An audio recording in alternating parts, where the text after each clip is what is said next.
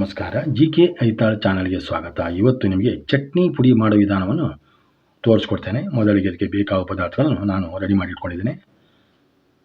ನೋಡಿ, 1 ಕಪ್ನಷ್ಟು ಬ್ಯಾಡಗಿ ಮೆಣಸಿನಕಾಯಿ, 1 ಕಪ್ನಷ್ಟು ಗುಂಟೂರು ಮೆಣಸಿನಕಾಯಿ, 1/4 ಕಪ್ನಷ್ಟು ಉದ್ದಿನಬೇಳೆ, 1/2 ಕಪ್ನಷ್ಟು ಕಡಲೆಬೇಳೆ ತೊಗೊಂಡಿದ್ದೇನೆ, ಮತ್ತು 1 ಕಪ್ನಷ್ಟು ಕರಿಬೇವು ಸೊಪ್ಪು, 1 ರುಚಿಗೆ ತಕ್ಕಷ್ಟು ಉಪ್ಪು, ಸ್ವಲ್ಪ ಹುಣಸೆ ಹುಳಿನ ತೊಗೊಂಡಿದ್ದೇನೆ. ಈಗ ಮಾಡೋ ವಿಧಾನ ನೋಡೋಣ ಬನ್ನಿ.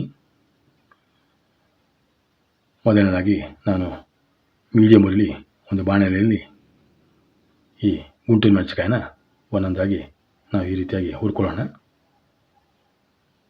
ತುಂಬ ಕಪ್ಪಾಗುವುದೇನು ಬೇಡ, ಇದು ರೋಸ್ಟ್ ಆದರೆ ಸಾಕು. ಇದು ನಾವು ಪ್ಲೇಟಲ್ಲಿ ತೆಗೆದಿಟ್ಕೊಳ್ಳೋಣ.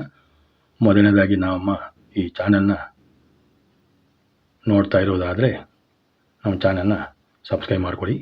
ವಿವಿಧ ರೀತಿಯ ರೆಸಿಪಿಗಳ ಪ್ಲೇ ಲಿಸ್ಟ್ನ ಡಿಸ್ಕ್ರಿಪ್ಷನಲ್ಲಿ ಕೊಟ್ಟಿದ್ದೇನೆ. ಸ್ವೀಟ್ ರೆಸಿಪಿ, ಸ್ನ್ಯಾಕ್ಸ್ ರೆಸಿಪಿ, ತಂಬಳಿ ರೆಸಿಪಿ, ಸಾಂಬಾರು ರಸಮ್ ರೆಸಿಪಿಗಳ ವಿಡಿಯೋ ಲಿಂಕ್ ಇದೆ. ಅದರಲ್ಲಿ ಅದನ್ನು ಮಾಡಿ ಕಮೆಂಟಲ್ಲಿ ನೀವು ನಮಗೆ ತಿಳಿಸಿ.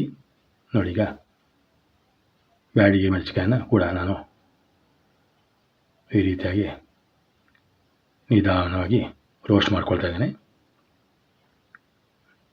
ಇದನ್ನು ಕೂಡ ನಾವು ಅದೇ ಪ್ಲೇಟಲ್ಲಿ ತೆಗೆದಿಟ್ಕೊಳ್ಳೋಣ.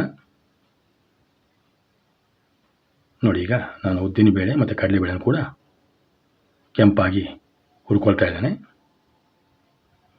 ತುಂಬ ರುಚಿಯಾಗಿ ಬರ್ತಿದೆ ಇದು ಚಟ್ನಿ ಪುಡಿ.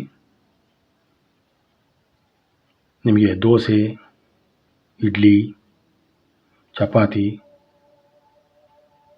ಪರೋಟ, ರೊಟ್ಟಿ ಮತ್ತು ಅನ್ನಕ್ಕೆ ಕಲಸು ಕೂಡ ನಾವು ತಿನ್ಬೋದು. ಈ ಚಟ್ನಿ ಪುಡಿಗೆ ಎಣ್ಣೆನಾದರೂ ಬೆರೆಸ್ಕೋಬೋದು, ಇಲ್ಲ ಮೊಸರನ್ನ ಹಾಕಿ ಬೆರೆಸ್ಕೊಂಡು ನಾವು ತಿನ್ಬೋದು. ಭಾಳ ಟೇಸ್ಟಿಯಾಗಿ ಬರ್ತದೆ ಮತ್ತು 1 ತಿಂಗಳಿಟ್ಟು ಇದು ನಾವು ಕೆಡೋದಿಲ್ಲ.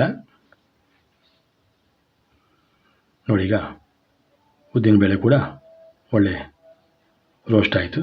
ನಾವು ಅದನ್ನೇ ಕೂಡ ನಾನು ಅದೇ ತಟ್ಟೆಯಲ್ಲಿ ತೆಗೆದಿಟ್ಕೊಳ್ತಾ ಇದ್ದೇನೆ. ಕೊನೆಯದಾಗಿ ನಾವು ಕರಿಬೇವು ಸೊಪ್ಪನ್ನ ಕೂಡ ಹಾಕ್ಕೊಂಡು ಸಣ್ಣ ಉರಿಲಿ ಅದನ್ನು ಕೂಡ ನಾನು ರೋಸ್ಟ್ ಮಾಡ್ಕೊಳ್ತಾ ಇದ್ದೇನೆ. ಇದು ಕೂಡ ಈಗ ರೆಡಿ ಆಯಿತು.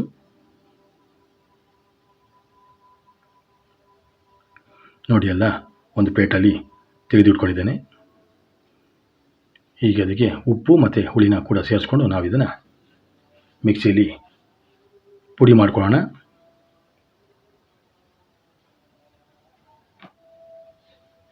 ನೋಡಿ, ಈಗ ಈ ರೀತಿಯಾಗಿ ನಾನು ಪುಡಿ ಮಾಡಿ ಇಟ್ಕೊಂಡಿದ್ದೇನೆ. ನೀವು ಮನೆಯಲ್ಲಿ ಮಾಡಿ ಕಮೆಂಟಲ್ಲಿ ತಿಳಿಸಿ. ನಮ್ಮ ಚಾನಲ್ನ ಸಬ್ಸ್ಕ್ರೈಬ್ ಮಾಡಿಕೊಳ್ಳಿ. ಎಲ್ಲರಿಗೂ ನಮಸ್ಕಾರ.